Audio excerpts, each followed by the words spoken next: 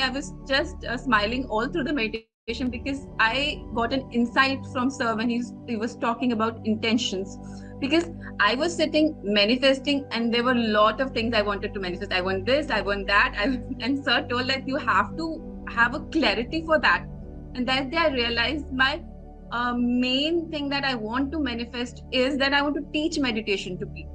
So this is the thing which is the first and foremost important for me, and others will follow. After starting doing meditation, I could see major difference in my behavior, my physical and mental health. So I thought of spreading this to the underprivileged students. So I started going into a school, and after meeting the students there, I got to know that most of the students were very angry with the god or with the universe, that why they are not that privileged like other students or other kids. Even for this coaching program, Chandra said, that I have joined up, of course, a few days back. I have been meaning to sign up for this program for a while now, and every time I would stop either at the payment stage or I would stop at something else. But again, as they say, and I mentioned earlier, only when the student is ready, the guru will arrive. I think guru in my coaching journey has arrived as well, and I have successfully signed up for that coaching program. And I look forward to obviously sharing my practices, my experience in the form of a coach when I'm ready and trained, of course, from a coach point of view as well. I think I have got an internal calling now on that front as well, that I should sign up. And I'm very happy to be part of the CEO coaching program from a level 1 and level 2 as well.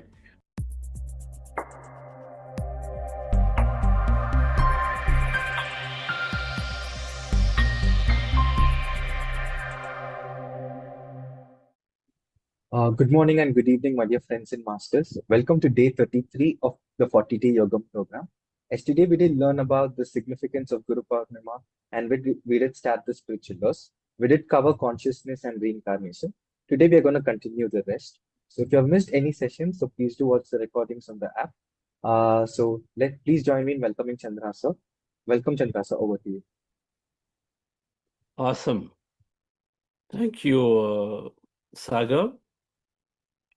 Happy morning, dear friends and masters, and great afternoon, evening. Guru Purnima, we had some wonderful meditations. The Guru Purnima time. Of course, in the United States, Guru Purnima is continuing. The full moon night is yet to happen. One of the three things that every master, if you look at the essence of every master, if you want to realize the truth, salvation, enlightenment, moksha, liberation, whatever, basically to be free from suffering, they always advocate some meditation practice. And they say constantly keep in the thought of the consciousness. There is that higher intelligence power, so keep in touch with it. Be in the thought of it. How do we be in the thought of it? By reading, by listening to others who are in the path, inspiration. So it makes us think, contemplate. Meditation helps you to dissolve into it. Being in the thought of it moves you into it, using the thoughts create reality principle. And the third thing they tell is always to do service, to serve people. Do that selfless, unconditional service. When you do the selfless service, again, you forget yourself. Our problems become minimal. So then you sort of merge with everyone when you're doing the selfless service. So three things we do. With all the time we have, we do some meditation.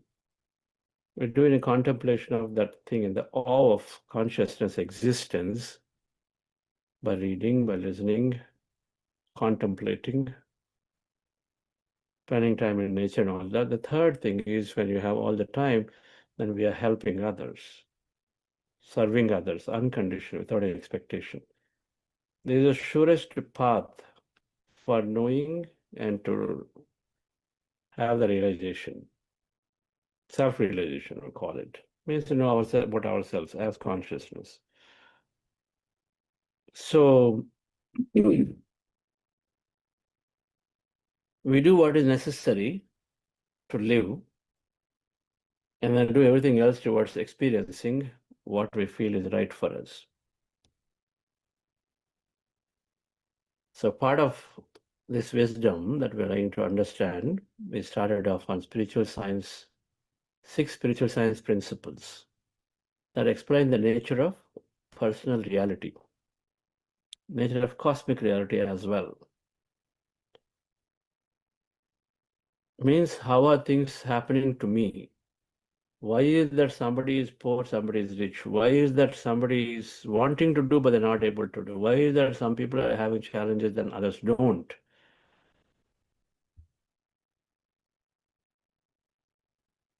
Why is that for some people things happen so quickly, for others just don't take, it doesn't happen, it happens for a long time later.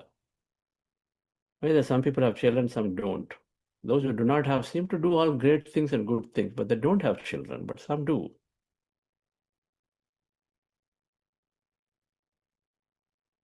We want answers for all of these questions, all the questions of life. Then these 6 spiritual science theories have to be understood. They give essence, from there we go and then navigate and investigate the sciences through various books and literature.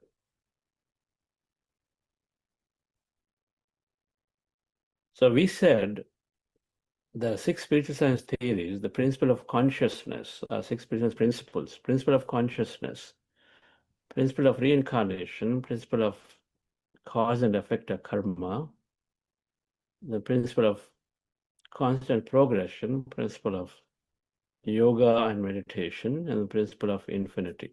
6.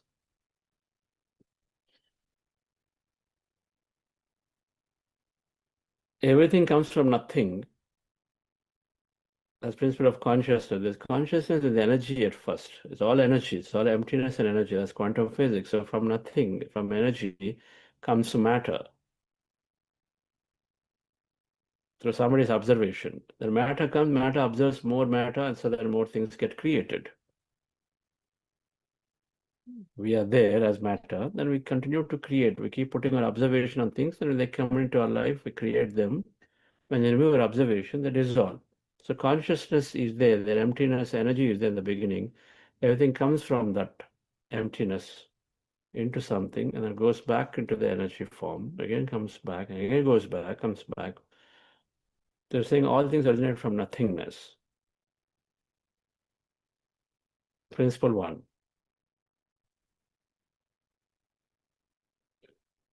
We have quantum physics help to understand a little bit of this energy principle, that 99.99% is all emptiness and energy. So easy to understand. So principle 1 is saying from nothing comes something and it goes back, and so keeps rotating.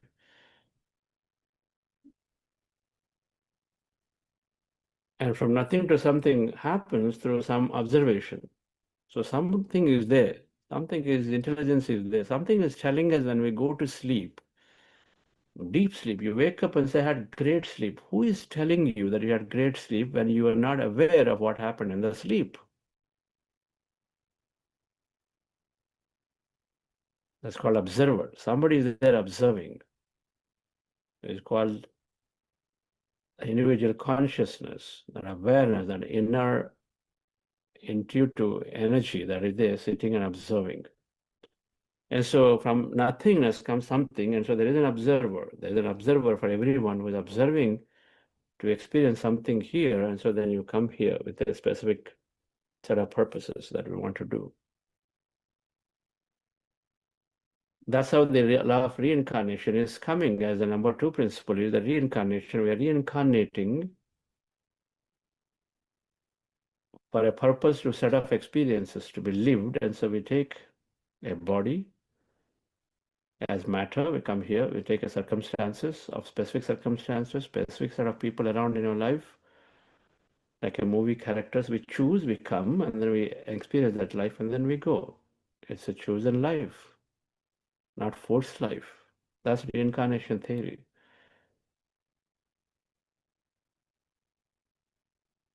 It's a chosen life. So we come and then go. We come and go for the whole lifetime experience, as father, as mother in another lifetime, as sister, as brother, as a close friend. as a partner, as a live-in partner, as something, as a senior boss or an entry-level junior engineer, different aspects, different roles we take as beggar, as prince.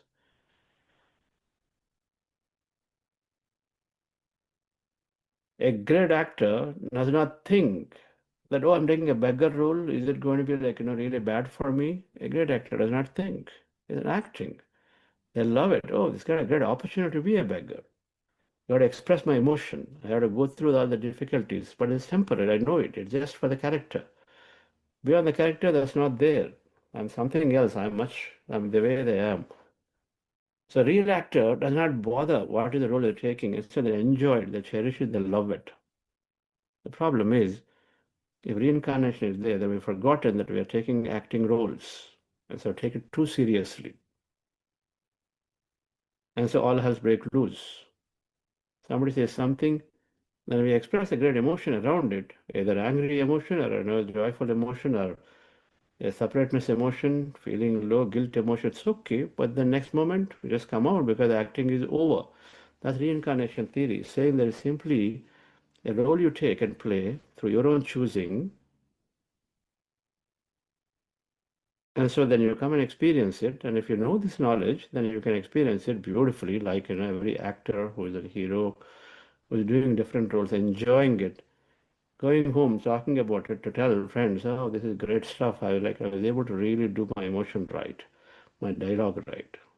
So acting, laugh it off, make life simple. So reincarnation theory helps us to recognize that there's no depth, there's life continuity. You come and go from principle of consciousness, energy to matter, back to energy. And so we come and go. So there is a question of ever going away permanently. It's all simply in a form that we take as energy form.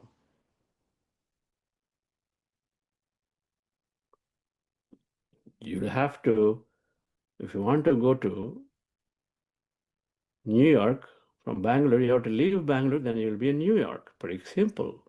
You can't be there in both places simultaneously. So you want a newer role, you got to leave the current one. You can't be a technical engineer and say, I'll also be CEO. You got to leave this and take that. So that's reincarnation. You come with the different experience you want and then leave this and then go there. So your continuity is there. The time it takes from one role to another role, you need to prepare yourself, switch yourself, you have to rest somewhere. And so you rest. So you take life, you finish, and then you go rest for some time, long enough, and then you feel like, okay, now I want to be a CEO.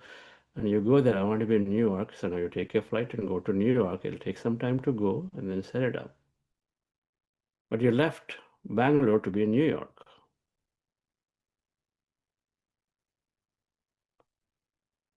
So that's reincarnation. Happens at your own accord, your own wish. You decide, yes, I want to be in New York for 5 years. You decide and you make your plan and where you want to live, how you want to live. So it's your plan. That's called what we call fate. It's your plan. But in New York plan, can you change your plan? After 2 years, you decide, say, not New York, I don't know, I want to move houses, you can change. So is the case with our plan too. That's where thoughts reality come into picture. So you have everything with you to change if you wish to. Nobody is writing your fate, vidhirata, all that stuff. That's only arguing for our limitation. When you understand this right, we get so much empowerment. All this karma, prarabdha, sanchita, we got a fundamental strong, and so we feel like we're stuck in life because I got some past, and so the past is really pushing me down. You think it as I've taken a role, I've taken a villainous role. Everybody's going to point fingers at me. But in that, I've got to just really get my emotion right and then still be there, express myself.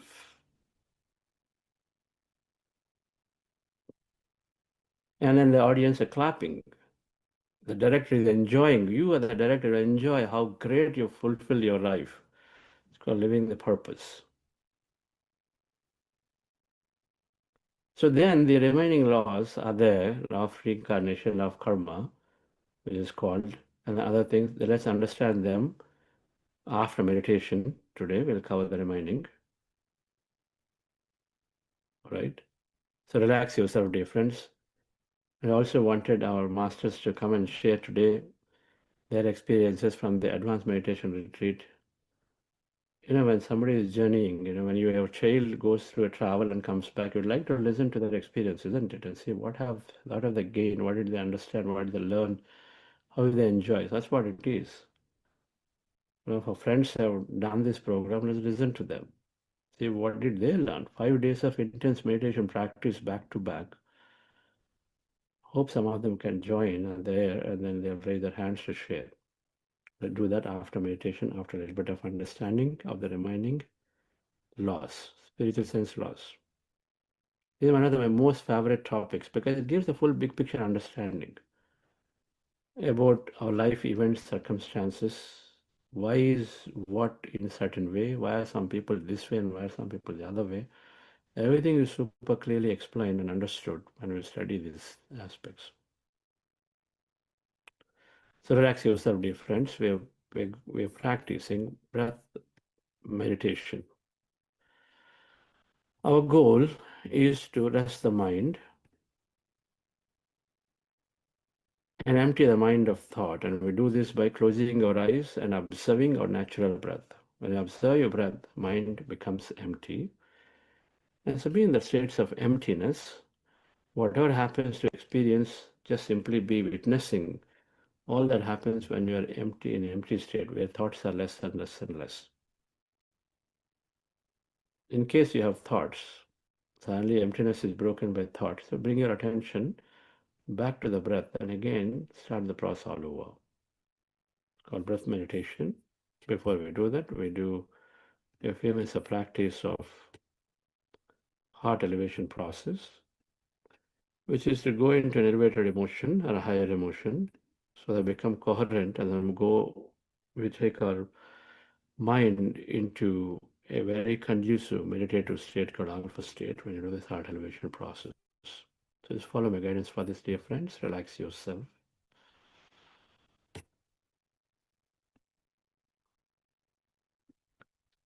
Sit comfortably. Relax your body.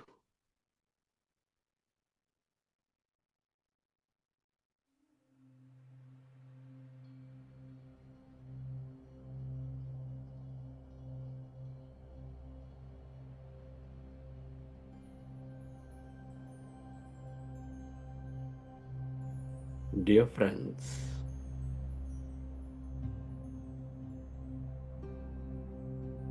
dear masters,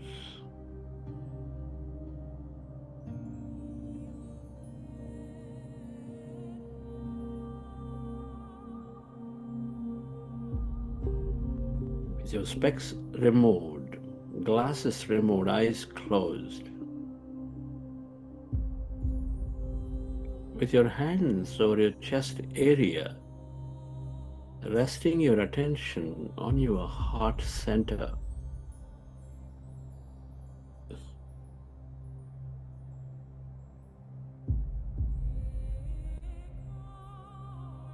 Can you connect with your heart? Take a slow, relaxing breath and feel that energy, the breath of life going in to your heart center.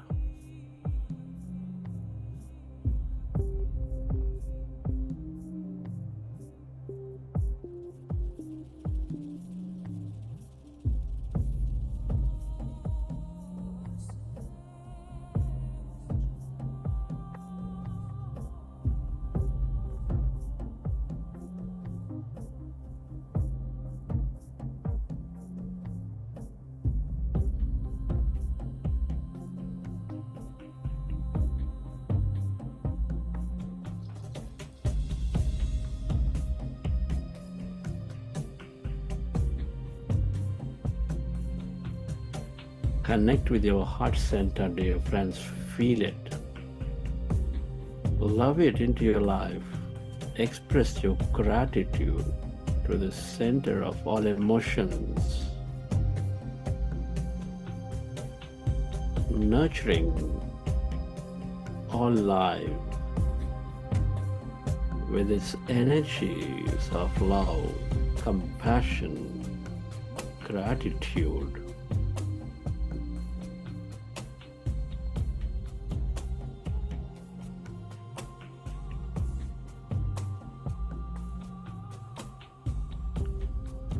Can you recollect an experience from your past, from your present,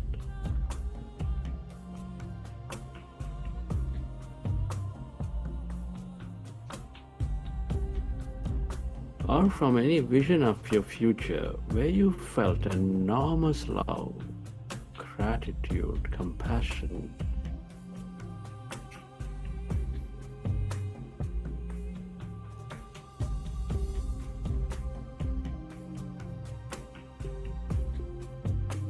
Relive that moment of life, of love, of joy, of gratitude, and feel that energy.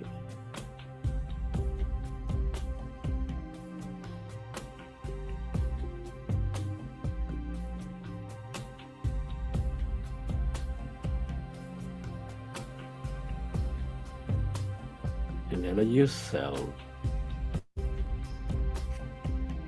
to direct that energy onto everything and everyone.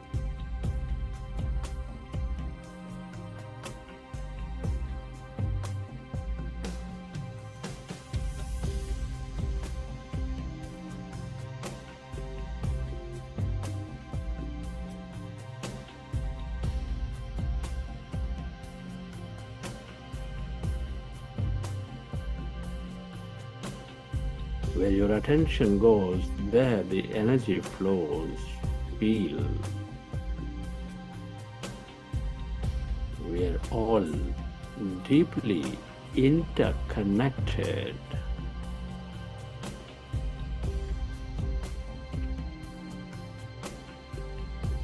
We are specks of energy, intricately connected with each other.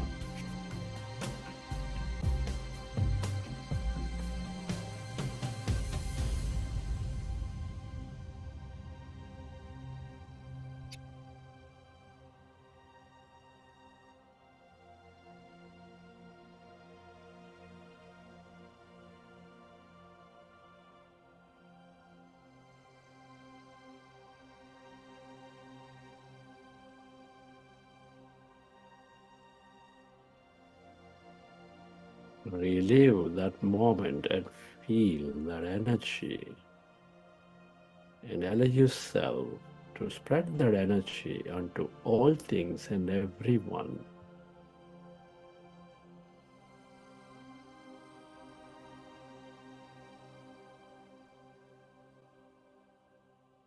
And slowly, let's go into breath mindfulness meditation.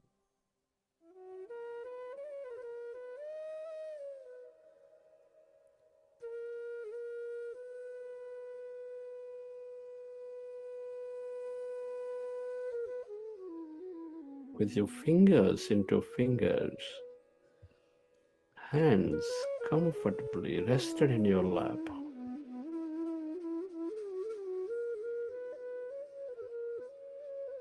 Observe your normal, natural in-breath and the out-breath, dear friends.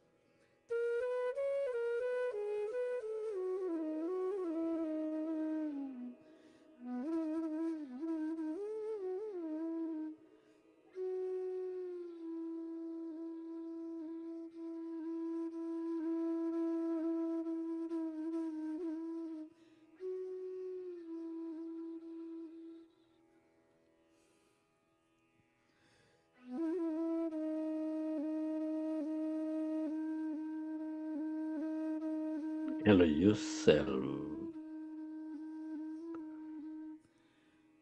to merge into your breath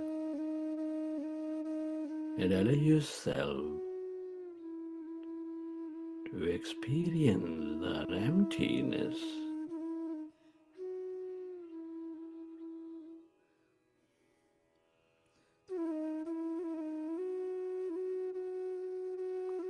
Inside of you, all around you.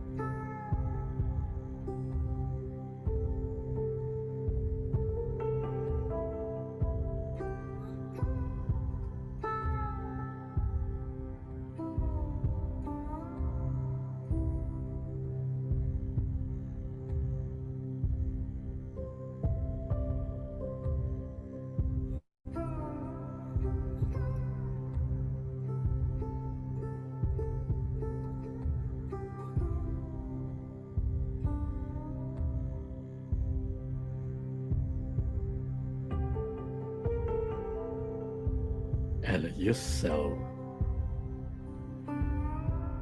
to merge into that breath and allow yourself to go into that calmness, emptiness, that's energy.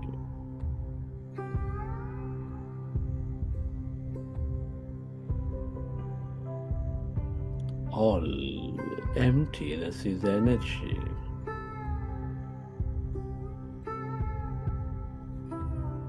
Like consciousness.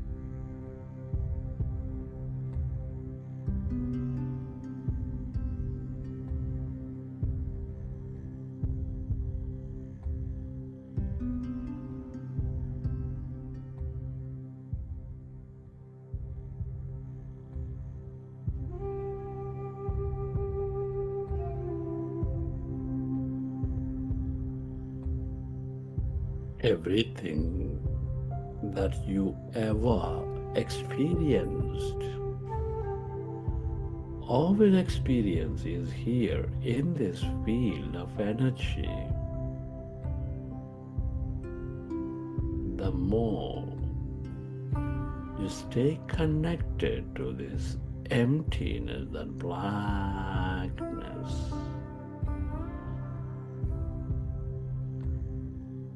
the more experiences you draw into your life.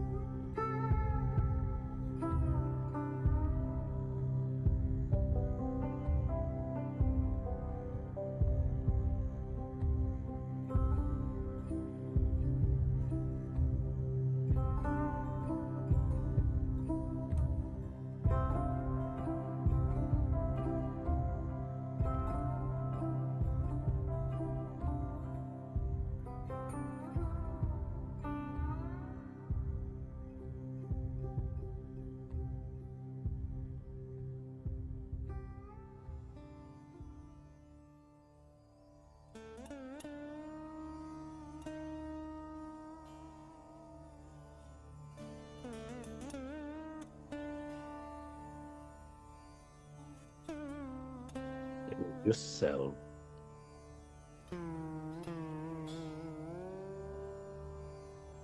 To experience the emptiness inside of you.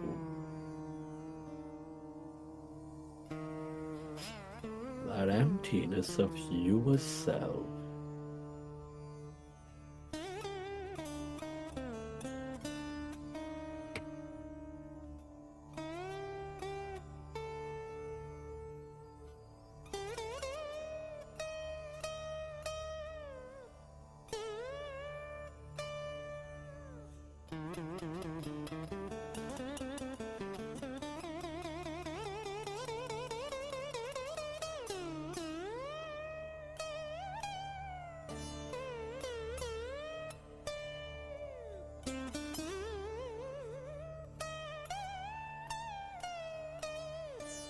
This is your divine self, the greater awareness.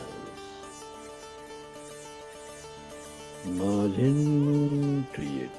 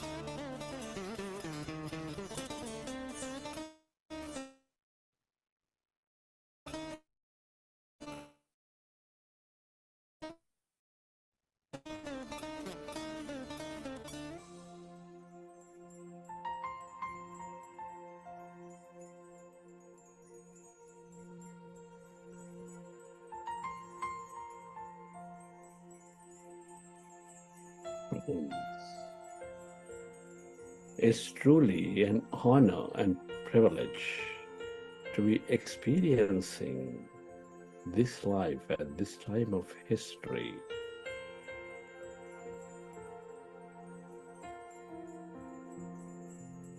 Many are not so blessed. Can you express gratitude to all things and everyone? Gratitude to your parents, teachers, mentors, to your family, friends, colleagues, everyone.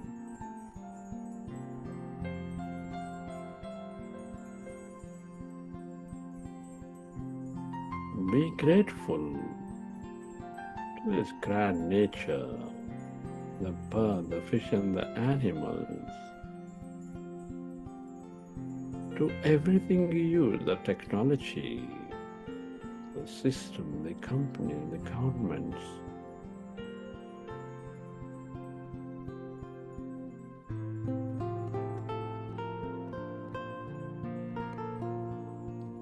Gratitude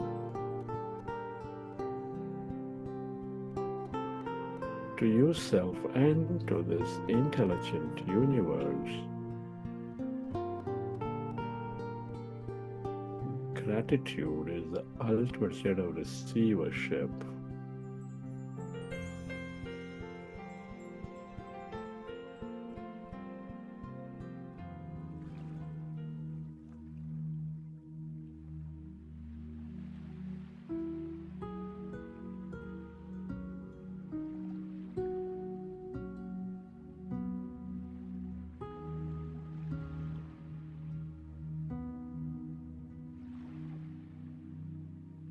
Recollect your experiences from the session. And whenever you're ready, you can keep your hands on your eyes for 5 seconds.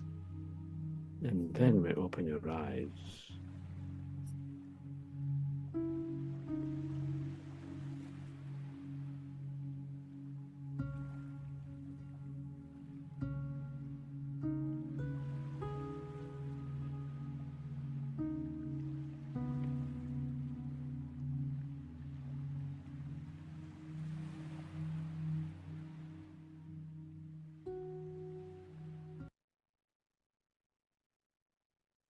Okay, dear friends. Hope you enjoyed the session. So let me talk through the remaining 4 spiritual science principles that complete the understanding. These 6 spiritual science principles are the nature of personal reality, of how things are happening. And so that we understand situations better. Earlier in the week, when Rakesh talked about the spiritual scientific understanding, how to carry forward our life. There are 6 of them, there are 5 of them. That we are connected to each other, so then treat everybody the same with equality. Our thoughts create reality, abundance for everyone. You have infinite potential. As much as you have potential, there is also a higher consciousness helping you. So the spiritual scientific understanding and the mindset helps us to live the life greatly, while the 6 spiritual science principles give us an understanding of how all events are being created. So we gain the strength to accept, to have a right perspective. Richard Bach, one of the great masters of all time, spiritual masters, written several books, Illusions, Jonathan Livingston Seagull, and many of them, Bridge Across Forever. He said the depth of your belief in injustice and tragedy is a mark of your ignorance.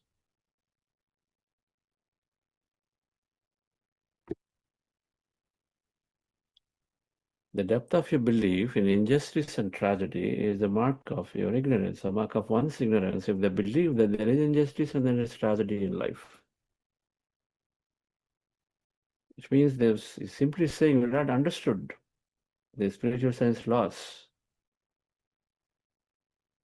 If you are whole consciousness, where is the question of tragedy occurring to consciousness?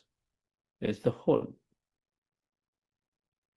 There's only a poor interpretation, a lower interpretation with a limited understanding that comes from the conditioning, from the culture of the society. And so then we think there is tragedy, there is injustice, this is happening, that's happening. We elevate our understanding to get to see what that is. And these laws can help, these principles can help. So the 6 laws, 1 and 2 we covered in yesterday's session in detail, consciousness and reincarnation. The law of cause and effect is karma, simply stating, is about fulfilling your role right. You come with a role for a purpose, reincarnate, and you go back. And cause and effect is saying you fulfill your role rightly, then your life is effortless, life is easy. Whereas if you don't fulfill a role right, then it becomes difficult, but also you are creating so many consequences. Effects are there. You give trouble to other life forms, then you get troubled later, cause and effect. If you support other life forms, you get supported, cause and effect. Constant progression is saying that there is only always progression, so never a failure. Meditation yoga, law of meditation yoga is an accelerator, a catalyst to experience many things in succession, in a short, immediately, in a faster pace. Life moves in a fast pace when you have meditation into your life. What takes 20 years will take only 2 years. Many things will happen. Law of infinity is saying that there is life unbounded. The principle of cause and effect say that every action has an equal and opposite reaction. We experience many roles of our life on our own accord.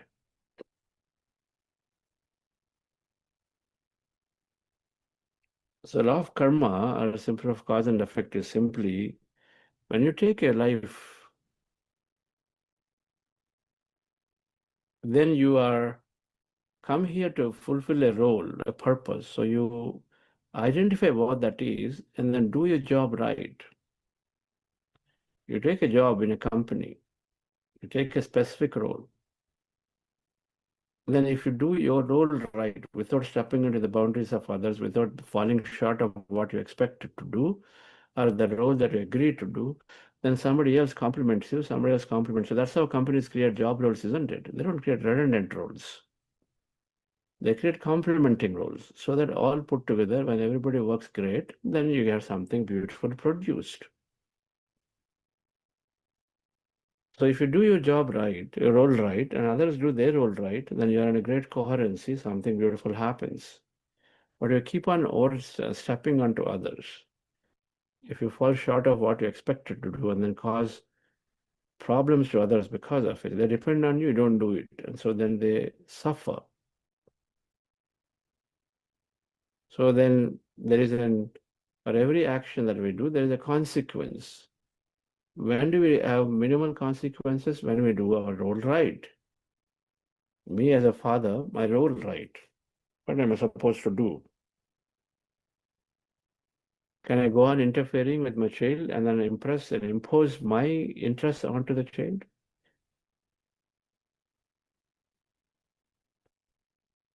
So we understand what is right in any given situation and then fulfill it.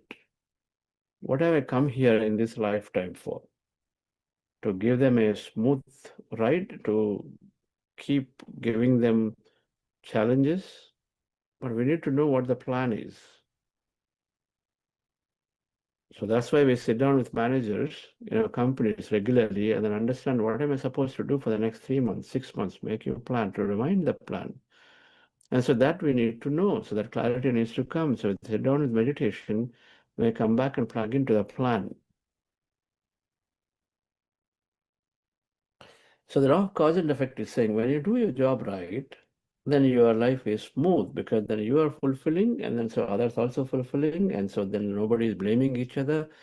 Nobody is commenting on others. And so then instead everybody is happily moving forward, experiencing the best. Think of it. If you have to finish a release in 10 weeks and everybody comes together and then works well, then it will get done in 10 weeks. Otherwise, it will drag on for 16 weeks. It will cut into everybody's vacation. Everybody's blaming each other because of this, because of that. So clearly. So the law of cause and effect, a law of karma popularly saying that you come here at your own accord, fulfill your role right. If you don't, then you have consequences, which are called the things that are pending to be finished. A movie schedule is there, a director, and then all the actors come together, they agree, and then they shoot. If they finish everything, the schedule is over. If you only finish 80%, 20% are pending, then you got to come back and then do another schedule again.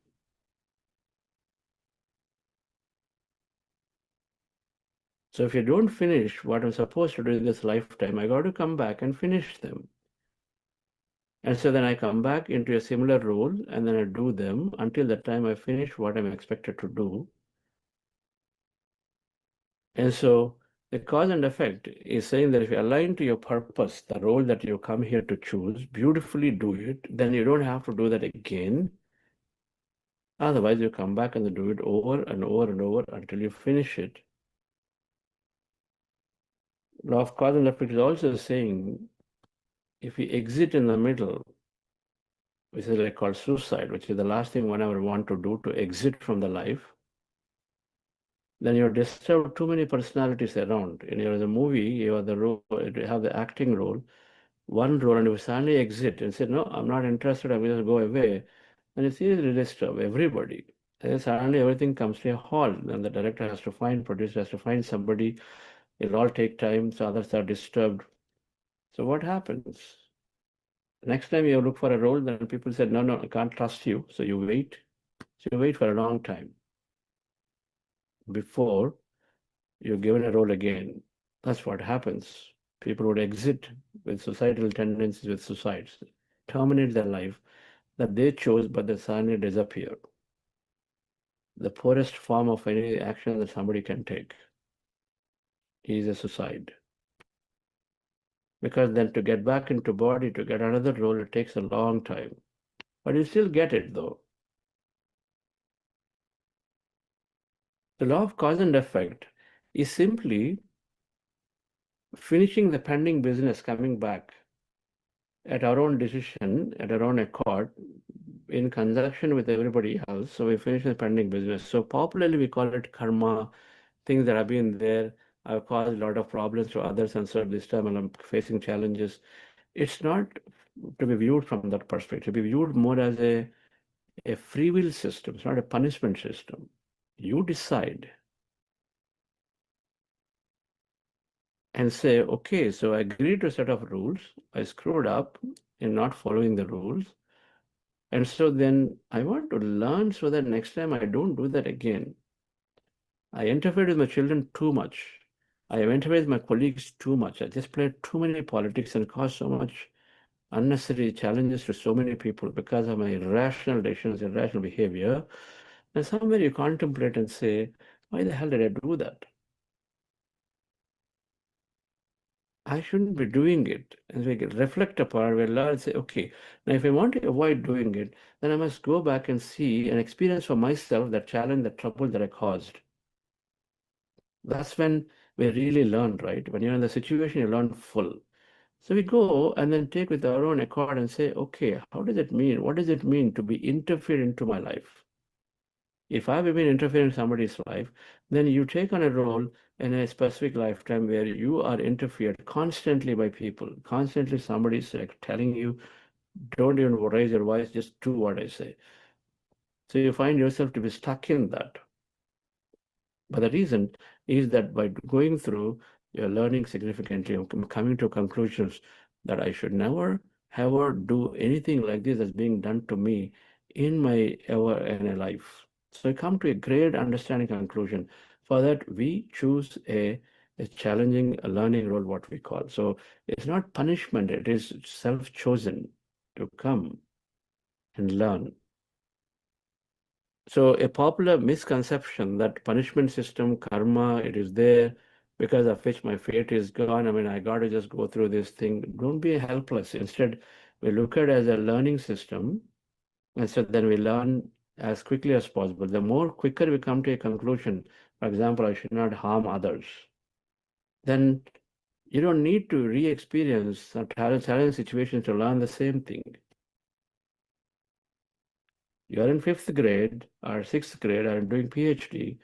You know, what it takes 6 years, if you work a little hard, learn a little faster, write your thesis, then the system is allowing you to complete it in 2 years. And it's not saying, okay, don't bother about the remaining 3. It's called Jnanagni Dagda Karmanam from Bhagavad Gita. So how do I reduce all the pending actions? Increase your learning faster. The more higher understanding you gain, then the less you have to go through the troubles to learn the same, isn't it? If you already have a strong grip on how to build a house, which otherwise takes me 5 years, but if I figured out a way to learn, to quickly follow and then look at others and learn from it, by interacting closely with the right architects, right people, being very submissive so that I can learn fully from them, I gain the knowledge so I can finish that in 1 year. What normally takes 5 years to build 20 houses to get to really know with all the challenges, then great, you graduated. So you don't need to unnecessarily waste your time remaining 4 years. So this called, so Jnana Agni Dagda Karmanam is saying, Jnana Agni Dagda Karmanam, meaning the fire of knowledge and understanding, your karma, the pending business of learning, dissolves. All the pending things that otherwise you'll have to experience to learn the same is dissolved because you already learned.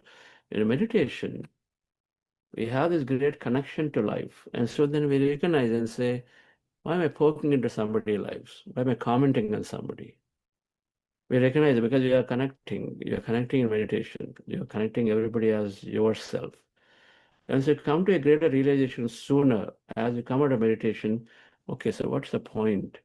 For my own satisfaction of taste buds, and I kill animals, they're struggling and suffering, and you feel the pain as you connect, as you come to a quicker realization. And so when you come to the realization permanently, and so why do you need to go through a road of suffering where somebody is, chopping your leg and hand and this and that? It doesn't happen. Because it's all for only learning.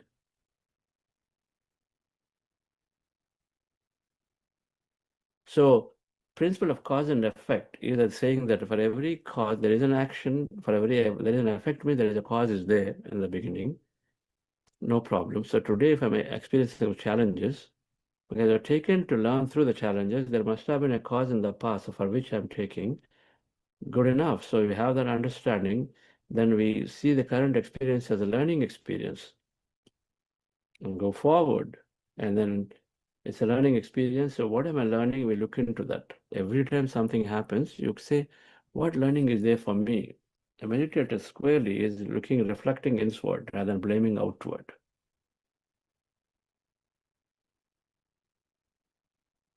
What we need to do as a law of the land to see that the other person, when they're doing something to us, harmful, hurtful, fine, we do that. That's a different thing, but it doesn't solve our problem. Our problem gets solved when we reflect and say, why did I get this experience into my life? Why is it this person, this family, this group is just stopping me from going forward? We got to reflect upon. So then there we have a learning and say, okay, so there's got to be some past from me. And so let me accept and then look at, reflect, oh, it gives me a lot of patience. It gives me a lot of higher understanding to allow freedom to others. it gives me an understanding that what I promised, I just kept skipping, procrastinating, so I should not do it.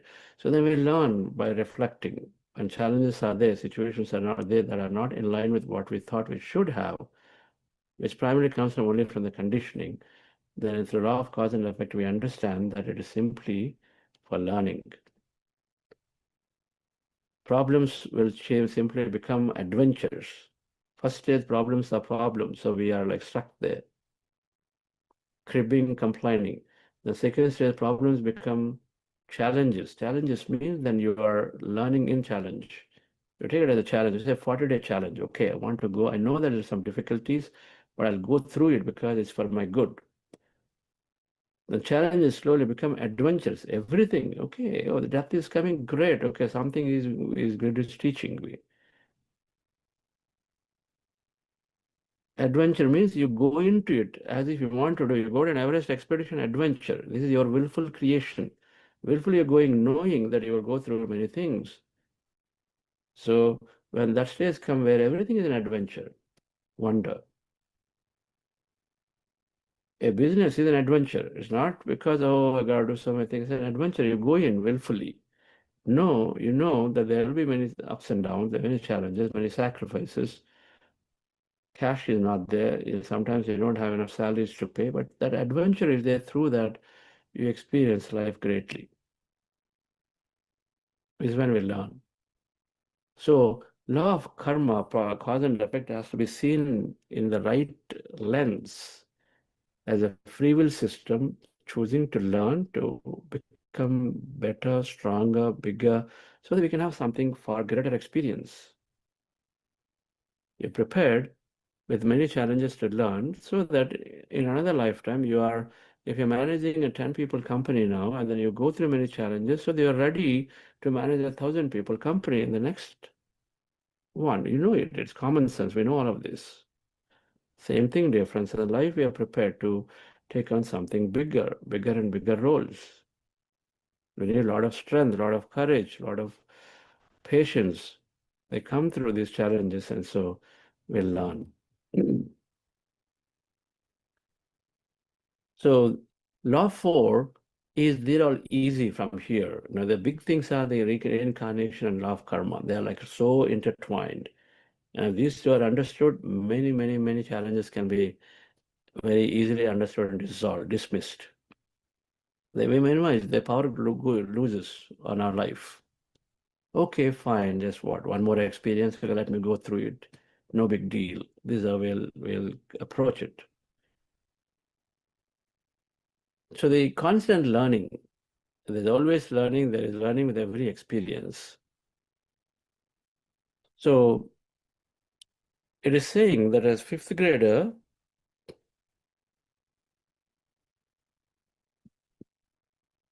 if somebody is gaining 40 marks in the class, if you look back into the bigger horizon, we blame the child and say, oh, you're only getting 40, you only deliver this much. You cannot deliver like other people are doing, very early in the game. You want to keep blaming. But if you look back, the person who's gaining 40, perhaps in the previous lifetime, has only just started school or whatever, so they're only able to just barely expanded his mind capabilities to learn. You see, initially we are in the body stage. So we don't have the capability to even comprehend. When you tell some people, you see, and say, hey, save money so that it'll be useful for tomorrow, they can't save. They'll have to spend the money they earn today for today. Whatever that is, they'll finish it, blow it off, and so they sleep. So the next day they'll just again eat, sleep, and so their comprehension is not there to think of saving. It's just they don't get it. There's nothing like, okay, tomorrow. The people in the body just can't think anything beyond just staying in the body. Now there is stage where your mind stays, where you constantly want, the entertainment to the mind, so you constantly ask for this, and that, so then you keep on looking for it. So a person who is getting 40 marks now, in a previous lifetime must be only at 10 or 20 because their level of mind expansion is so less in the beginning phase of mind-based lifetimes, and so then they're doing great now. From 20, they got up to 40. But we see only in the limited like this origin and say, oh, you are failing. You're 40 on the border, you can't go. But that person, if you look back into the little longer life spans and multiple, and you say, oh, he was 20, he was 10, and so then he's doing 40, great. He's got to 100% improvement. So there's only progress when you take a bigger horizon of life. There's never a failure. Another way to look at it is that every time there's a failure, then you know what not to do. When you increase the time horizon and then don't limit ourselves, then we see that, okay, there is progress happening in life. Stock markets. If you look at a short period, you say, yeah, the market tanked. But look at a period of 50 years, markets only grew. Always. It depends on where you see the times are. Then the horizon is big, then there was only growth. In a short period of 4 years of engineering, somebody is really failing, grades are low. But then you look at a 40-year period of that person's life, they are as good and settled and then doing great in their life as the person who was really intelligently got 10 on 10 GPA in their engineering. Didn't matter. But in the short period, they are failure. But the longer 40 years, the person with 10 GPA, the person with 4 GPA, both are equally doing great. Who is not doing great? So there is only progress when you increase your time horizon for everyone. And so then where is the question of failing? There's no failure at all. We come to this understanding that in life, every experience is teaching us to become a greater, better person so that we are always improving. Those who had failures are also gaining experiences. The successes are also gaining experiences to think bigger and greater. Either way, we are growing. Progression is there. So there's no lamenting, there's no question of ever feeling that, okay, something is not happening right to me. Instead, okay, I'm learning here to move forward. There's constant progression is there, dear friends, for each and every one of us. So there's only growth. It depends on how we see it. The principle of yoga meditation is simply saying that you get a quantum shift. When meditation comes, when this knowledge comes, you see, before this knowledge, we are blaming, before people come into meditation, understand the knowledge, we're simply blaming people, situations, feeling helpless, feeling guilty, always saying that I'm limited, always saying that somebody is pushing me down. So we are in this helpless situation. And so then with thoughts create reality. We eternally create the same reality for ourselves. Be in that situation, slowly change to learn over a period of 40 years, some simple aspects we cross. But when meditation comes like a catalyst, what is a catalyst to chemical reaction? What takes 3 days can take 2 hours. The meditation, this knowledge of self that is experienced beautiful in meditation, so we absorb the knowledge pretty quickly. Not that we all didn't know that everything is Maya illusion, and so why go after this impermanent, go after what is permanent. We knew about, we heard about it, but just never applied because it doesn't go in, sink in that quickly. But meditation, it makes us go so open about things, and then it makes an experience about the larger part of ourselves. So then we sadly have the ability to observe these statements. What is oneness? What is this ahimsa paramo dharma? We never given attention to it, but now we suddenly give attention. Even try to, without trouble, even harming a mosquito. Forget about killing animals anymore. We got to that level of reflection because the meditation, the wisdom is absorbed rapidly, and so it's an accelerator. That's why people say, I never imagined that I'm going to do so many things. I'm doing so many things in my life right now. Yes or no, Sagar? You suddenly do many things that you never thought you will do. That means acceleration of experience of life. We are getting to do experience. So it's called catalyst meditation. It gives a quantum shift in our life. How many people here who are listening are experiencing a shift in their life where they are enormously experiencing many experiences that I never thought? Please open the chat. Please write.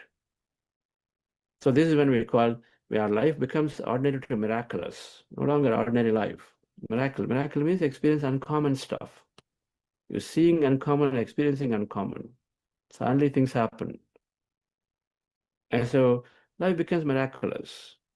When meditation is entering, it's living a miraculous life. All right.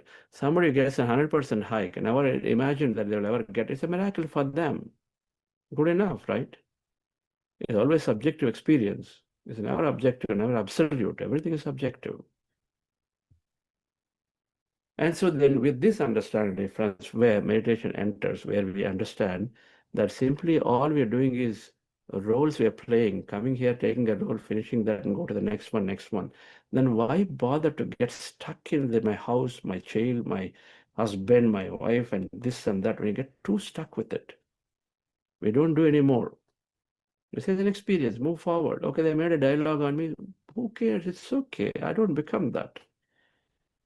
Otherwise, somebody makes a comment, then I hold on to that for 6 months. How dare they do it? How dare they say it? Way behind the back, what did they do? Who is a loser? We lost 6 months of valuable, precious time of our life to do so many experiences. We hold on to that and get stuck there. So when we understand, when the meditation knowledge comes, when we know that it's all me and then how I feel about my reality, not influenced by others. And so then you move forward, you don't get attached here and there. Instead, you truly embrace infinity. You have infinite knowledge. Knowledge moves to experience, so infinite creation. We move in there. We don't hesitate to create. Everything is then around a purpose that we're deeply satisfied with. And so we keep experiencing life. We keep creating projects. We keep creating things that we want to go. And we do. Life unbounded in infinite ways. So we become truly an unlimited being. At least in that state of consciousness that we are unlimited, we can create anything if we wish to. That is sufficient.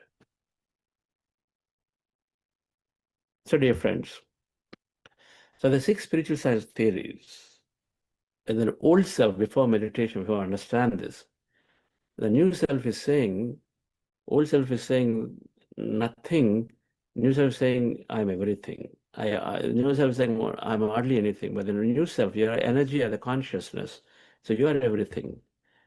Old self says death, here it says eternity, there's life continuity, there's no death.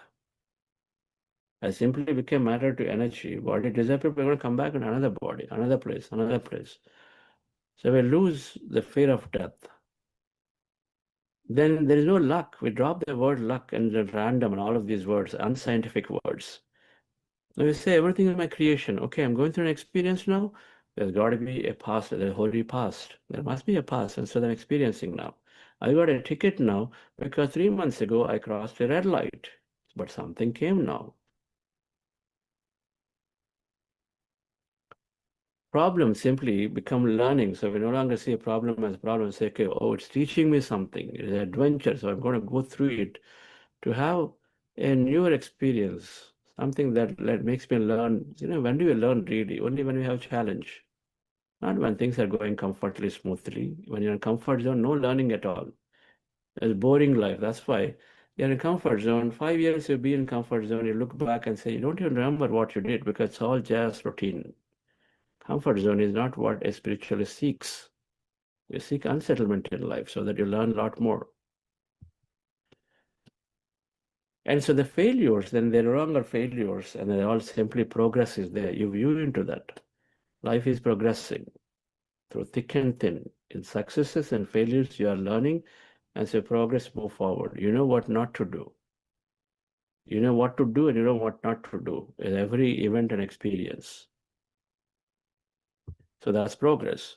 And so then, dear friends, we create a miraculous life and live a life of unbounded experiences. These are the 6 spiritual theories.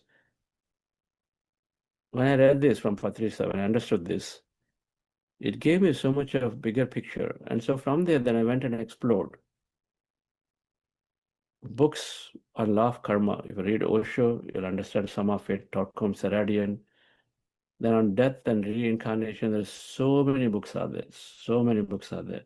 Anything that talks about reincarnation also talk about karma. So you read Michael Newton, Dr. Newton Kondoviti, Sylvia Brown, Jacob Borden, Raymond Moody, All these masters have written many, Hans Tannenbaum, Ian Stevenson. Many of these books we read, Peter Richelieu. So then we study reincarnation, study karma. So I read many of them. There's a more and more crystal clear picture. And the rest of them are easy to follow. When you correlate your life events here, that there is only progress for you over a period of time. And so then it's easy to understand that there are no challenges, no failures. We stop blaming our children, stop blaming our colleagues, stop blaming relatives. That no, because a few things are happening to me. Right. As we embrace meditation, so then we constantly are reminded of the impermanent nature of things that are there, so we don't stay attached to them. No relationship, no situation, no object, no life event is greater than your life itself. You'll come to that conclusion, stay in that awareness constantly with meditation. And so then, of course, then we embrace infinite reality. We simply choose whatever we wish to do, we do it. There's no, total empowerment is there. And so we just keep doing things. Thank you, dear friends, for listening to this very important lesson or talk about this. So please read. So what do you got? Yes, Sagar, what announcement do you have? So we do have the self-assessment form too that is being floated on your WhatsApp groups. So for those of y'all who have not filled it, please do fill it. I'm also sharing it here on the chat. And the second announcement is that we are excited to start the uh, uh, meditation coach program. The first batch, the level 1 batch, is starting on July 23rd, and the level 2 batch is starting on September 7th. So please do make use of it, and we are sharing the detailed information on your WhatsApp group. Thank you so much. Awesome. Thank you. Coach program is, we do many programs. You just have to look at and see what works for you. There's an advanced retreat coming up in Pyramid Valley International again in September end. And of course, the coach program is starting as soon as this is over. So some of those for intensified learning, intensified practice, right? I am here with another great master, Karthik, in his home in SFO Bay Area. The right way to introduce him is, I guess, his mom is a great meditator, teacher. She taught and literally helped so many people. What is about 15 years ago? Yeah. About 15 years 18 ago. Yeah, I don't know else challenges. You overcame them through meditations and literally had a great teaching run for 10 years and then helped so many people change their lives in Vizag called Kumari Madam. And so Karthik here in Bay Area doing some wonderful meditation work. He's a meditation kid since childhood, so let's listen to some of his idea and understanding. Please introduce yourself. Yeah. Hi, everyone. My name is Karthik. I work as a software engineer at Uber in San Francisco Bay Area. I've been living here for the last 7 years. So I learned meditation from my mom. I'm from Visakhapatnam, Andhra Pradesh. I learned meditation from my mom during teenage years. Like every other teenager, I used to hate it when all of them used to, sit as all kids for meditation. But I think the important thing now when I look back is the seed has been sown back then, right? We used to do it once in a while. Uh, but something that I really started all by myself was being a vegetarian since the age of 16. And it came naturally to me. I didn't feel like eating it, not because somebody asked me to do it. And I stuck with it for the last few years. So I think meditation definitely helped me, like in the past in bits and pieces, like because I was not regular in the past, but it did help me whenever I wanted, whenever I needed to lean on meditation for whatever I want to manifest in my life, it was all. And back then, I didn't even know about manifestation and the science of manifestation, right? So I was working in Bangalore. I worked for India for 4 years, and then somehow I wasn't feeling good about working. And then I took a break. I tried something to start on my own. It didn't work out. And then I was like, okay, might as well do some work for a non-profit organization. During then, I think we used to have an organization called Pyramines back then. It was associated with PSSM, right? We wanted to create tools, technology tools, and mobile apps for meditation. And we created one such app for GCSS, Global Congress of Spiritual Scientists, that used to happen in Pyramid Valley. And it was that 1 year experience of working with people was a great experience for me. I learned a lot during that experience. But somewhere in my mind, within my heart, I think I had a lot of desires. I wanted to earn money. I wanted to travel.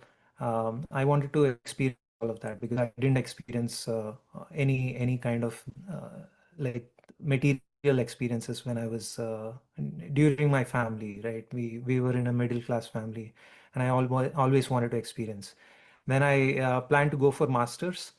Masters, like preparing for masters is not an easy thing, right? You have to like prepare well in advance. You have to give it like 6 months of time. And I was like, why do I need it? Maybe now is when I have this thought. Let's see how it'll work out. I applied to just 2 universities. Put a lot of thought saying I should get it. And then I didn't even have time to write GRE, which is required to get into universities. And then I wrote a few emails to professors saying, hey, I have this 4 or 5 years of experience, and that should help me with whatever I need in my master's degree. Can you give me a waiver for GRE? Right? And luckily, I got a waiver. Like one professor replied to me saying, okay, I think you have relevant experience. I don't think you need to go through GRE again. And then he gave me a waiver. So I just went and wrote a TOEFL exam, which is test for English. And then within 2 months of like wanting to get into a college in Canada or US, I got placement. I got into a university in the United States. I'm back in India, so that was a learning that was needed for my growth and experience. It was difficult, but I think I applied whatever wisdom I had from my family, from my past, from my association with all my family members and meditation, that helped me navigate that phase of my life. I was alone in the US one year through. It was very difficult for me to focus and concentrate, but I did make it. I came out of it. I became stronger. Got into a big tech company called Uber, and then it gave me all that I needed. In 5 years, I was able to buy a home in California. I was able to get all the money that I wanted. I'm completely satisfied with all the like material desires I have.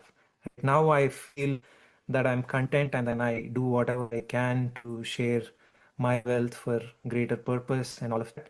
Um, but I've been also regular with meditation for the past few years, and it gave me a lot.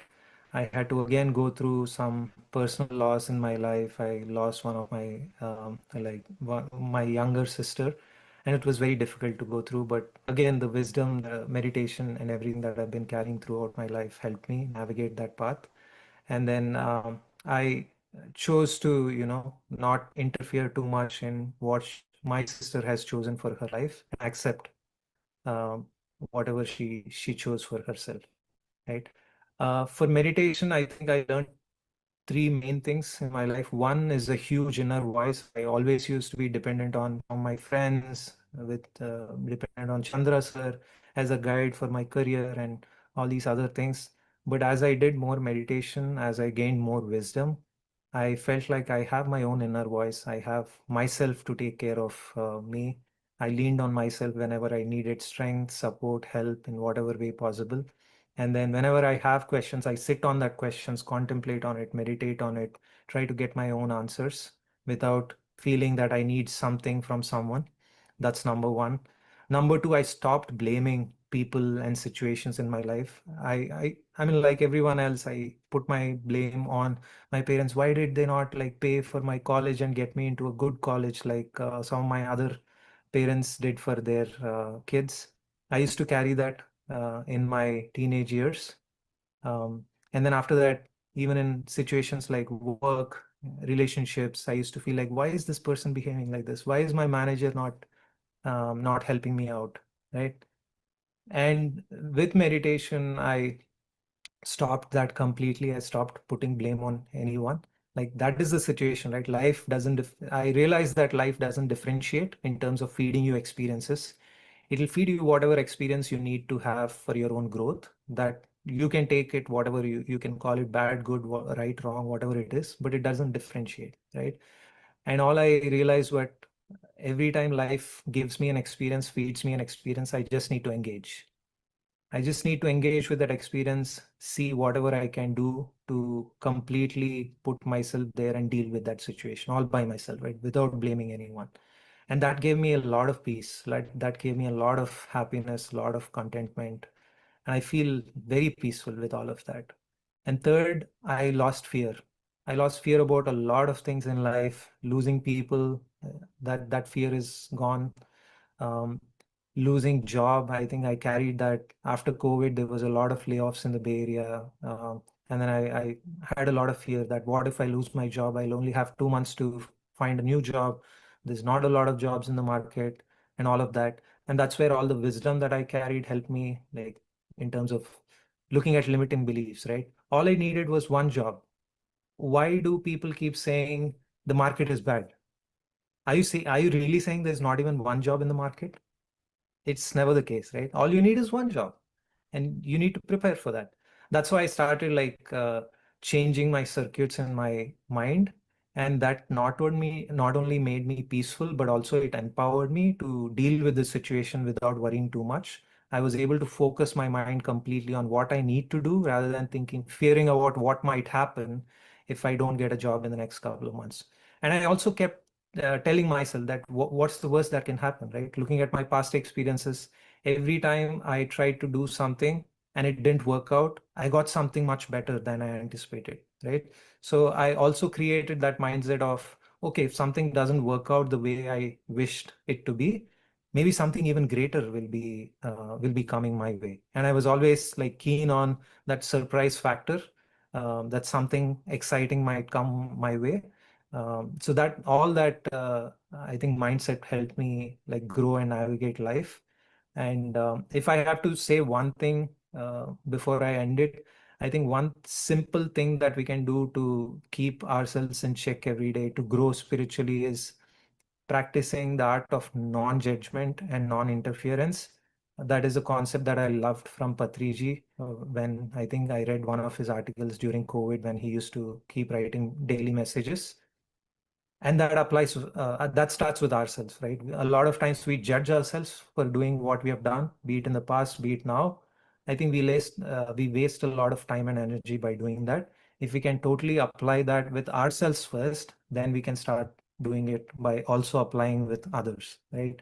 Absolutely. I think in any given situation, you can never interfere with someone, even it means giving suggestions, right? Like we say during our sessions, like we learned from some of our sessions, there are infinite possibilities, and the person is picking one of that infinite possibility. Can you really suggest someone like out of those infinite possibilities? No, right? You can possibly suggest one or two, and there'll still be a lot from that infinite possibilities. And suggestion should always be a suggestion. Suggestion should be given when somebody comes to you rather than you giving suggestion, is what I feel, because again, you waste your time and energy getting into things that you don't need to get. That way you can conserve your energy for what you need to do rather than getting into everything and anything that comes and that you notice, right?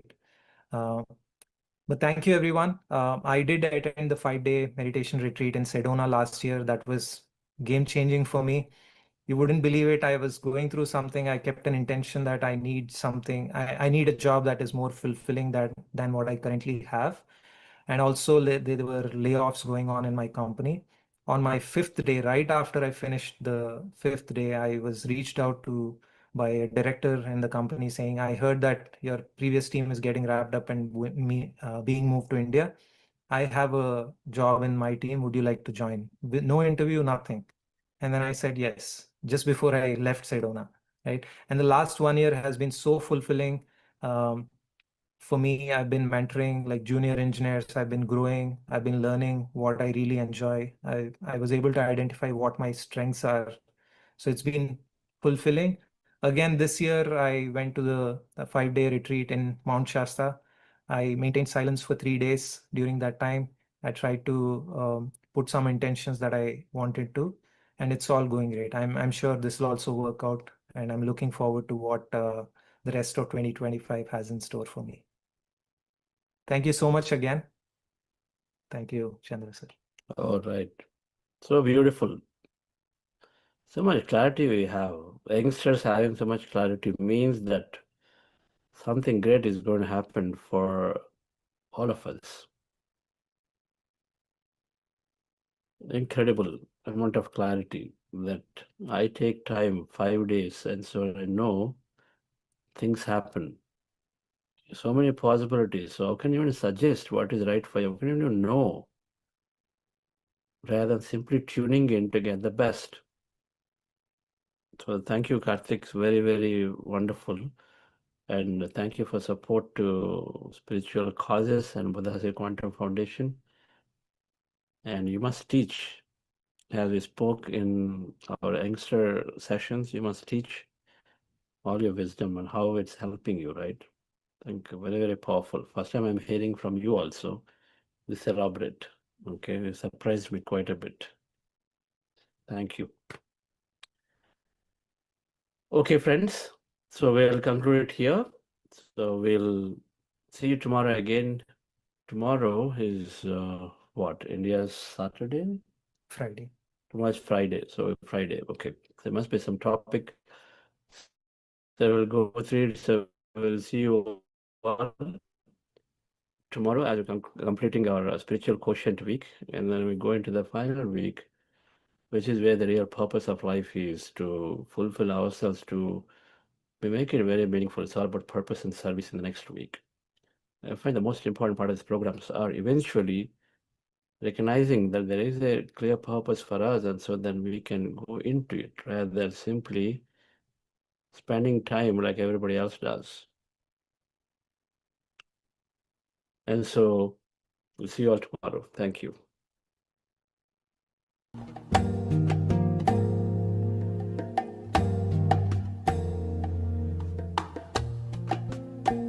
I see the beauty in you. I see the power in you. I see the greatness in you. And so it is.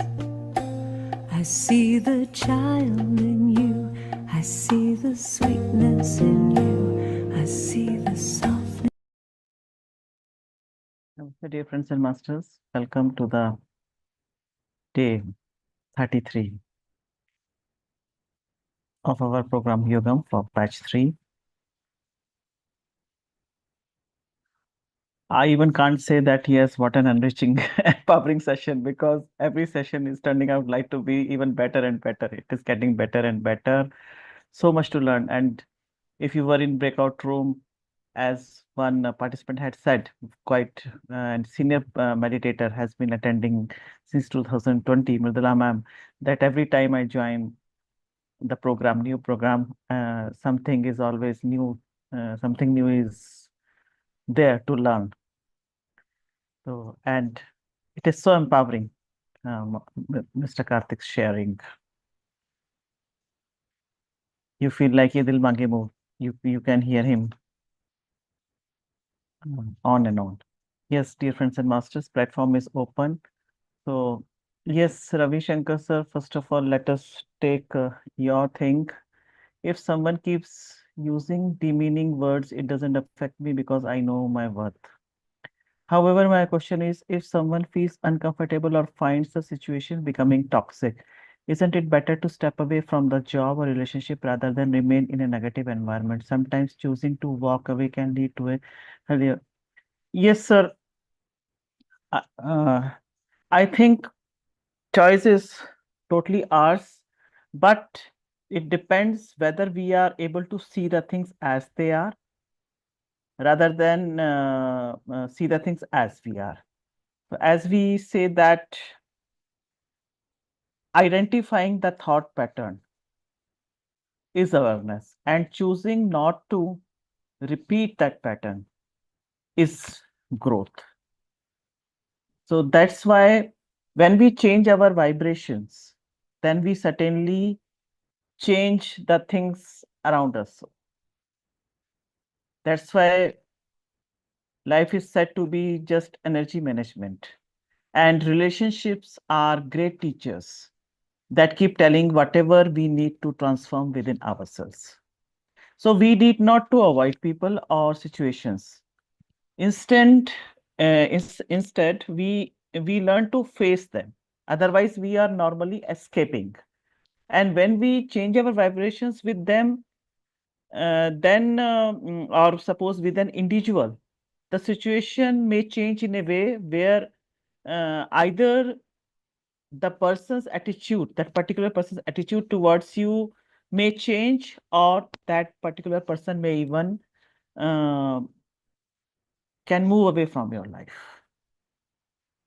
So right state of being is important, because whatever irritates us about others is simply, everything is our reflection, is a reflection of our own consciousness, parts of our own consciousness. So that needs to be resolved. I hope I am able to answer your question.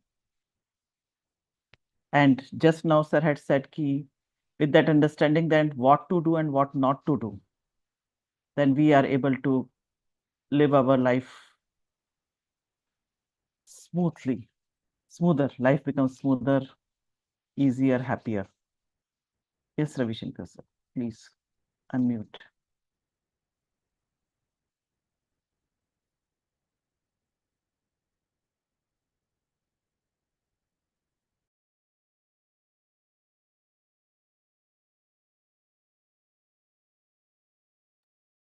Are you there, sir? You can speak, sir. You are unmuted.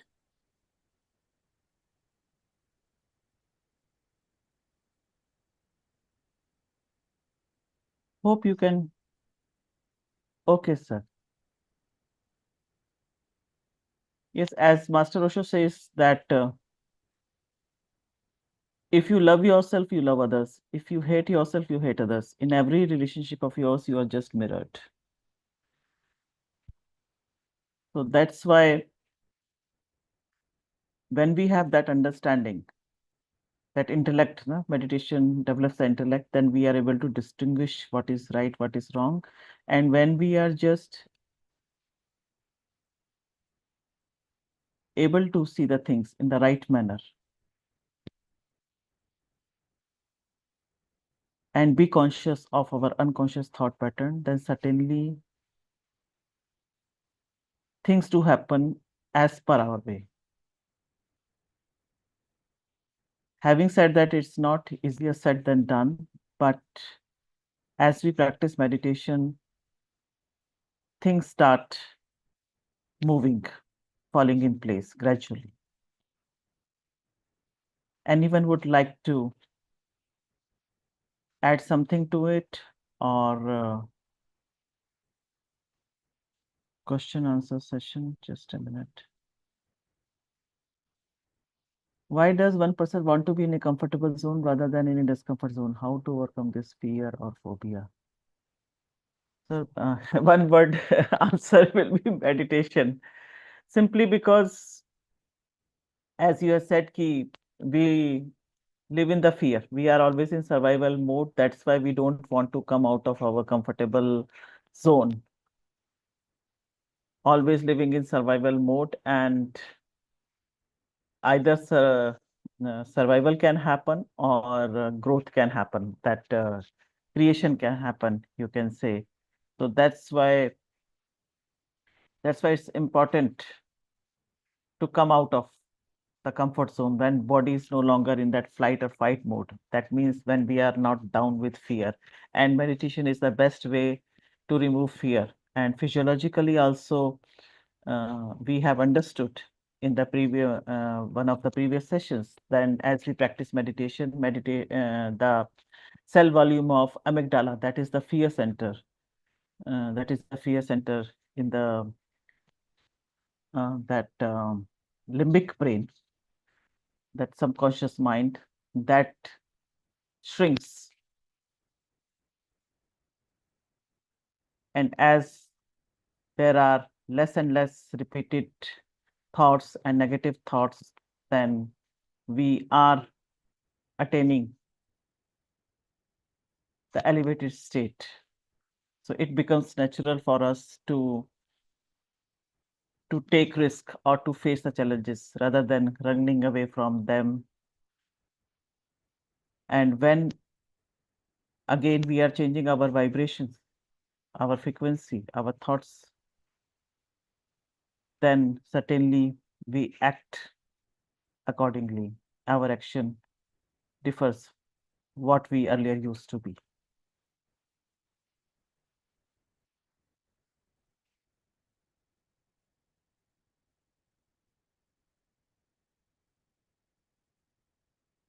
And that change may not come overnight, will not happen overnight, that is for sure. But yes, gradually we see the difference. If I am to give my example, like when I started my journey 5 years back, I still remember distinctly the date, 9th of July 2020. I had joined my first 40-day program, and after that I started teaching, and teaching is the best form of learning, as Sir keeps on saying, and he encourages every one of us to start teaching. I started facilitating the book clubs. I was very I should not say scared of, but yes, apprehensive when the book Surrender Experiment was given to me. I loved doing it. Then the book Biology of Belief. So I don't come from biology background. So I was very apprehensive. How would I be able to do it? But simply because I was fascinated with spirituality and I wanted to learn more. So I took up this challenge. I was ready to face it, and I just read the book. I might have taken more time. Uh, Instead of reading once or twice, I might have read one page 3, 4 times, but that was okay because I was eager to do it and I could do it. And then You Are the Placebo, again, very interesting book. So we can take up the challenges because meditation instills the positivity and zest within us.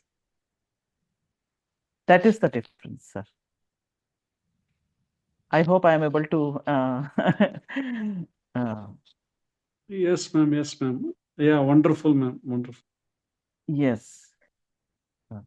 Because Thank you. that is the only elixir what I feel to combat all our day-to-day issues of life and to move further in the life. No, so that's how I understand this is a very, very important. And the Absolutely. consistency in meditation also will help us. Yes, sir. Yes, sir. Because meditation is changing even our brain physiologically because we have that two hemispheres of our brain, left hemisphere and right hemisphere. It is synchronizing them. Otherwise, as we grow older, these are all functioning separately. Like we have only one eye at a time to use. What will happen if you have two eyes like this? As in Hindi, instead of 1 plus 1, 2, it is the case of 1 and 1 makes it 11. Something like that. We feel empowered, and moreover, as we practice meditation, simply because the gray mass thickens, the cortex walls thickens because of the increased gray mass. So our cognitive capability significantly improves. We are able to learn more, we are able to retain more. That means our memory power and then our learning power increases. So naturally we feel empowered. Yeah, true, ma'am. True. Yeah, it gives us some inner boost. Inner means boost in our Yes, activities, whatever the enthusiasm. absolutely, sir. Even enthu also increases. Yes, So enthusiasm, zest, whatever you may call it. Yes. Yeah, I feel that I am elevated, ma'am. Elevated. So that all fear goes off. What I felt fear earlier, for reasons, without reasons, I was fearing. Now with reasons, there is no fear. So this really helps. Yes, sir, absolutely. Very well said. And fear is the root cause of every Mhm. negative emotion. Yes. Every negative emotion is coming out from fear only. And there are, as Mhm. we have read in the books, there are extreme emotions like Mhm. love, either love and fear. All the emotions Mhm. are between them. When we just switch from fear towards love, then all this is, we are just shifting from survival mode to creation mode. Mhm. That's We what, are ma'am, able to start all over again, yeah. afresh, and whatever new thing, a new Mhm. work, or new challenges are there, we can not only face them, as we say, we can turn challenges into choices. This is Okay. what makes the Mhm. difference. Basically, now our human instinct or our attitude is that fear of death or fear of losing. Always we think that we are losing something. Either we are losing life or materialistically we are losing money. Yes, So it is a vicious cycle around which we are moving. So this meditation may help us, to ignore all these two things. What I felt. absolutely. Sir, if you just um heard that Mr. Karthik's Yes, sharing, he yes, said ki yeah, when at that time of COVID times, yeah, yeah. I felt like I may lose my job or Sure. something like that. Then eventually I thought, matlab, he started thinking differently. Mhm. Eventually, at the end of the day, I need only one job. Correct, correct, correct. Just the So changing your thoughts, changing the way you are thinking. That's it. and a great example, ma'am, what I felt. We need Yes. only one job. Why we Yes. should say market is bad? Market is bad. Yes. Yes. Karthik has really, it's a 100% truth. What this is how our mindset changes, ma'am. Absolutely. If This a is we call. person's mindset changes, he will not fear to anyone. Now, Karthik sir also told he is not fear about job or not fear about life or anything. So because he lost, he already lost his sister, and so really it inspires me. It inspires us, all of us. So these things are nothing. We whatever is there, we have to accept it and move ahead with whatever it is in our control, because life, death, and all, it is not in our control. So if unnecessarily draining our energy in a thing which is not in our control, as you said, we are wasting our time and energy.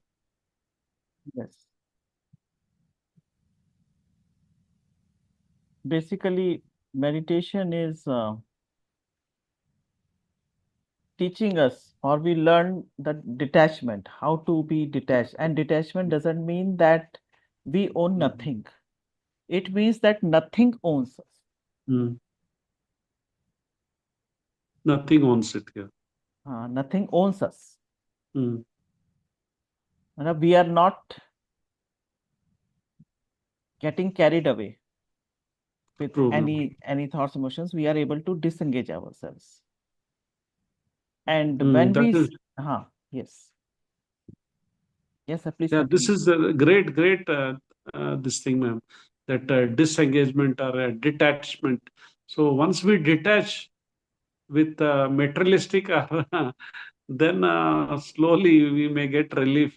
So, No, sir, so not we really realistic. As sir keeps on saying that having desires is perfectly fine. We are human beings. We are here uh, to fulfill our wishes, or to have new experiences, whichever we want to experience. It's mhm, having attachment with desires is not right. mhm, mhm. That is True, there. true. That is there. That we have to learn, no, ma'am. We have to learn and we have to condition our brain and condition our mind. Yes, sir. It's all just the way how you feel. Mm, How others see you is not important. How you see yourself is mm, what mm, that mm, matters. And with just small example that it's just only a job, that's it, only one single job I need, that the person is changing his vibrations. Correct. Otherwise, Correct. as we say, ki when you in the earlier sessions when I had started my journey, Shreyans Daga sir was here in one of the sessions, and what he had said, the few lines had a very deep impact on me. He said that worry is the best tool to manifest whatever you don't want in your life. So Don't the want in moment life. we change, rather than thinking about the problems, if we just start thinking, if we move our attention towards the solutions, then solutions also do start coming our way. Correct. True, true, ma'am, true. That's what, ma'am, actually, we actually take it other side of the coin. So what might happen if I don't get job, if I don't get food? So instead of thinking on what might happen, we should think on what I can do it, what I can get it. Yes, absolutely, sir. Mm. Where your attention goes, there the energy flows. But yes, we could implement in each and every aspect of our life. This is what always work in progress, making incremental changes, progression Progression. as we tread this path. Yes, ma'am, one more thing what I felt. So always I feel I'm like a worryless man. Even worry comes also, I think, okay, time will heal, or whatever the means obstacles will come. So we have to wait for the time and tide to clear off our. That is what my understanding comes. So that is how my mind, tranquility and peace, I gather myself, ma'am, in inner my side only. Yes, sir. Yes, sir. When you don't lose yourself, in losing yourself in the sense that yes, you're not getting carried away with the things are not going your way, and then when we are able to hold the ground, that is where the key, and meditation certainly supports us in that aspect. It will act like an anchor for a ship in the ocean. Yes, yes. Correct. And Ranjana madam had called it a kavach, meditation kavach. Kavach. For our own protection, very appropriately. Really, ma'am. It's a wonderful platform, actually. Yes. You're helping to the cause of the humanity and how to improve the quality of life of all the peoples. No, sir, we are also learning, and most importantly, we are enjoying. That's why we are here. Both simultaneously learning and enjoyment. Enjoyment, yeah, both. So, and also now when we discuss like this, we get a confirmation to our own soul. Yes, we are right. We are moving on a right path. So we are not to fear anything. So like that confidence also level increases. So many folds. Absolutely, sir.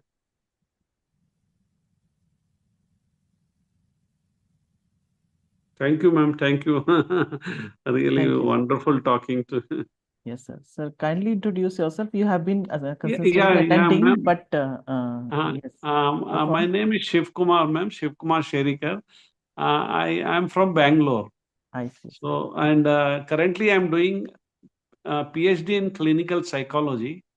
I see. So already I was in dairy technology. So then I did MBA. So now I am into this helping. So I got to know about how the human brain is working, and with the people, when I do counseling, I get lot of people, even during the COVID and all, how the fear creates them problems. So they carried away, depression, suicidal, so many things. So with that aspect, when I'm linking and I joined meditation, really it is like a helping me a lot to understand more and more, to go more and more deeper. Because whatever here Chandra sir and your all team, they are telling us. So it is all related to the science. So with that science background, I can confirm that whatever I am learning and I am following with the meditation, it is one and the true. Very well said, sir. Very well said. So, and this is how now I never feel, for anything, if I lose anything also become zero, I'm not bothered. So now with all my 60 years of experience, now understood life is like that. We have to face it, and we have to have a me time and help others whenever I get time. So that is how my life is continued, and every day I'm happy person. There's no, whatever comes, it will help me, ma'am. And meditation, it is helping me still more. Amazing, sir. Simply awesome. And really, what Mr. Rahul has written, we are grateful to have you in our session. Yes. Thank you, Thank you, ma'am. sir. Thank Thank you. you, sir. And thank you so much for making this session alive and fruitful. Thank you so much. Thank you, sir. No, thank you, ma'am. So, Thank you. anyone else would like to ask anything or share anything? We have completed 33 sessions out of 40 sessions. Of course, Chandra will continue. But anyone else? Okay, then, Richa, we can wrap up the session. Thank you, dear friends and masters, for joining. Keep attending, keep meditating, Yes, keep ma'am. having fun and frolic with your breath. Namaste, good night. See you tomorrow. Namaste. Thank you, ma'am. Thank you, Thank sir. you. Good Thank night. you.